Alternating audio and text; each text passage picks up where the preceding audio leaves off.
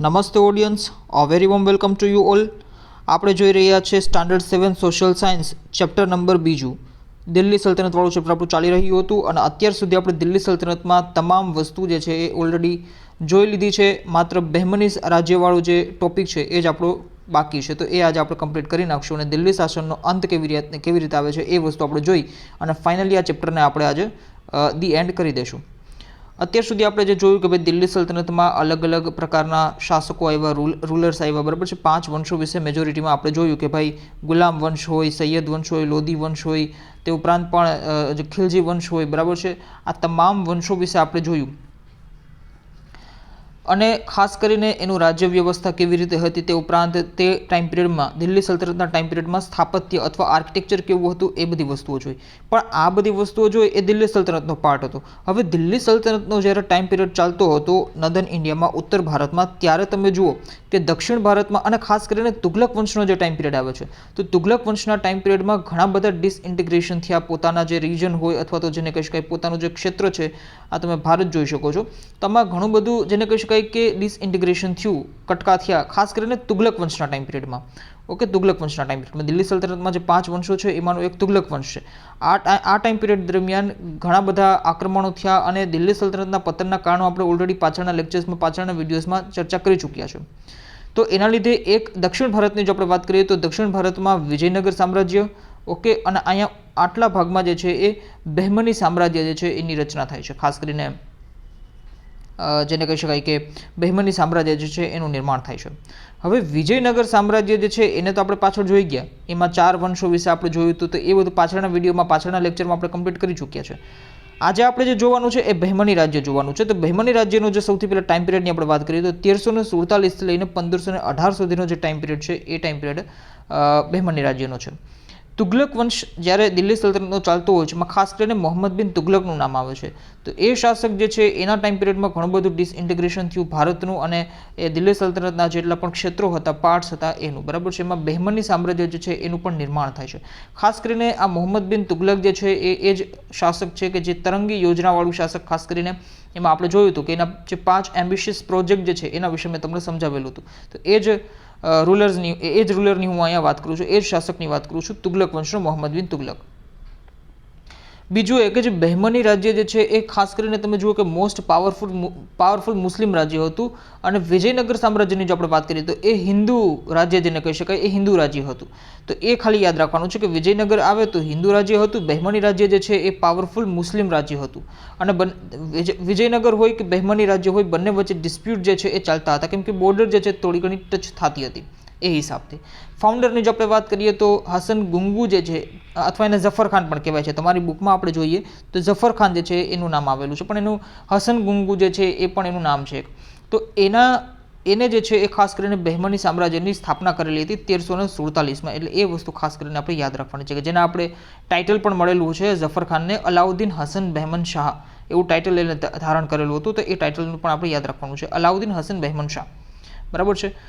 હવે એની જે ખાસ કરીને જે આ ઝફર ખાન છે એના મૃત્યુ બાદ, એની ડેથ બાદ 4 જે રાજ્ય જે છે એ અલગ થાય છે. એકચ્યુઅલી બહેમની રાજ્યના જ જે છે એ પાર્ટ હોય છે આ 4 ક્ષેત્રો, પણ હવે આની મૃત્યુ થાય છે ઝફર ખાનની, તો 4 પાર્ટ જે છે એ ડિસઇન્ટિગ્રેટ થાય છે, બિદાર, બેરાર, દૌલતાબાદ અને ગુલબર્ગ, એવી રીતે.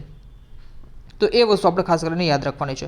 શાસકો વિશે આપણે ડિટેલમાં નથી જવાનું, શાસકોને આપણે યાદ પણ નથી રાખવાના. એકચ્યુઅલી તમે જુઓ તો આમાં ઘણા બધા શાસકો આવે છે બહેમની રાજ્યમાં. ખાસ કરીને મુહમ્મદ શાહ 1 હોય, અલાઉદ્દીન મુઝાહિર શાહ હોય, મુહમ્મદ શાહ 2, તુઝાઇદ્દીન ફિરોઝ શાહ, તે ઉપરાંત અહેમદ શાહ 1, અલાઉદ્દીન 2, હુમાયુ, નિઝામ શાહ, મુહમ્મદ શાહ 3.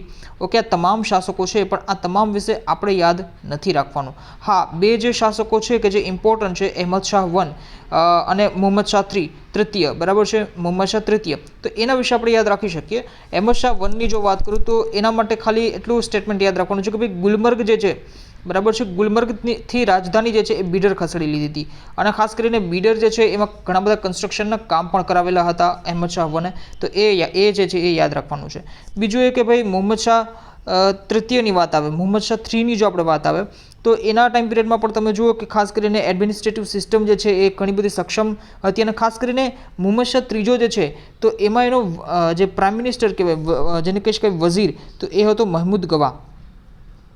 ઓકે, તો એ વસ્તુ ખાલી યાદ રાખવાની છે. અને મુહમ્મદ શાહ ત્રીજાના સમયમાં જે છે એ બહેમની રાજ્ય જે છે ખાસ કરીને મજબૂત બન્યું હતું, પણ ત્યારબાદ જે છે મુહમ્મદ શાહ બહેમની જે છે એ બીજાના સમયમાં રાજ્યની તમામ સત્તા એના વઝીર કાસિમ બરીદના હાથમાં આવી અને તેના સમયમાં જ બહેમની સામ્રાજ્યનો પણ અંત આવી ગયો. તો અહીંયા આપણે બહેમની સામ્રાજ્ય વિશે એટલું જ જોવાનું છે.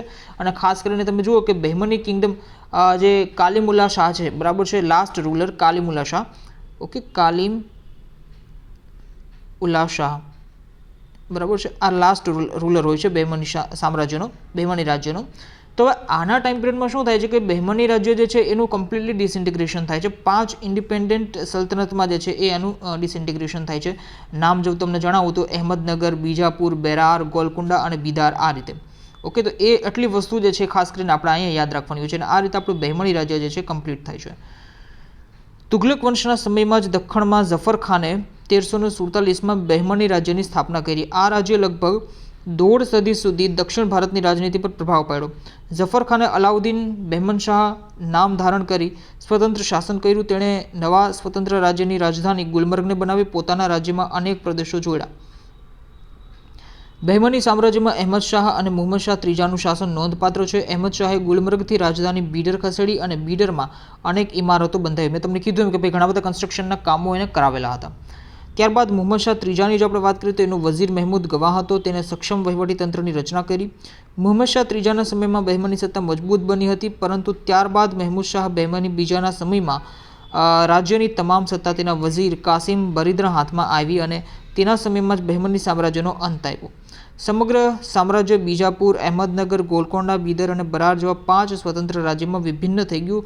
ખાસ કરીને આ વસ્તુ જે છે બહુ ઇમ્પોર્ટન્ટ છે કે ભાઈ ડિસઇન્ટિગ્રેશન થયું ત્યારબાદ કયા કયા અલગ ક્ષેત્ર અથવા રાજ્ય જેને કહી શકાય કે સલ્તનત, ઓકે, ઇન્ડિપેન્ડન્ટ થઈ. તો અહેમદનગર છે, બીજાપુર છે, ગોલકોંડા, બેરાર અને બિદાર, ઓકે, આ વસ્તુ યાદ રાખવાની છે. તો આ રીતે આપણે બહેમની સામ્રાજ્ય, બહેમની રાજ્ય જે છે એ પણ આપણે જોઈ લીધું કે કઈ રીતે વિજયનગર સામ્રાજ્ય અને બહેમની રાજ્ય જે દિલ્હી સલ્તનતના કન્ટેમ્પરરી જેને કહી શકાય કે કિંગડમ, ઓકે, એ હતા. તો એ આપણે સારી રીતે જોવાની કોશિશ કરી. અહીંયા સુધી આપણું બધું ક્લિયર થઈ ગયું છે. હવે દિલ્હી સલ્તનતના શાસનનો અંત કેવી રીતે આવે છે એ આપણે ઓલરેડી એકચ્યુઅલી જો દિલ્હી સલ્તનતના શાસનનો અંત મેં તમને પાછળ જણાવી દીધું હતું.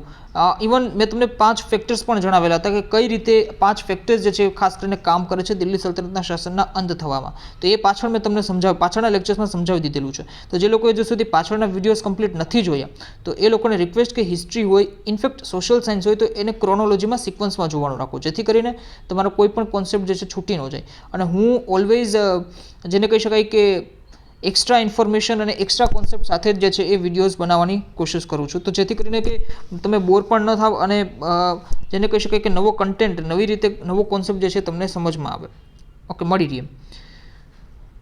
દિલ્હી સલ્તનત શાસનની સ્થાપના 1206માં કુતુબુદ્દીન ઐબક દ્વારા થઈ અને 320 વર્ષ પછી ઈસવીસન 1526માં ઇબ્રાહિમ લોદીના અવસાનના અંત સાથે તેનો અસ્ત થયો. આ લગભગ 350 વર્ષ દરમિયાન યોગ્ય, શક્તિશાળી અને કેટલીક વાર નિર્બળ સુલતાનો પણ ગાદીએ આવ્યા.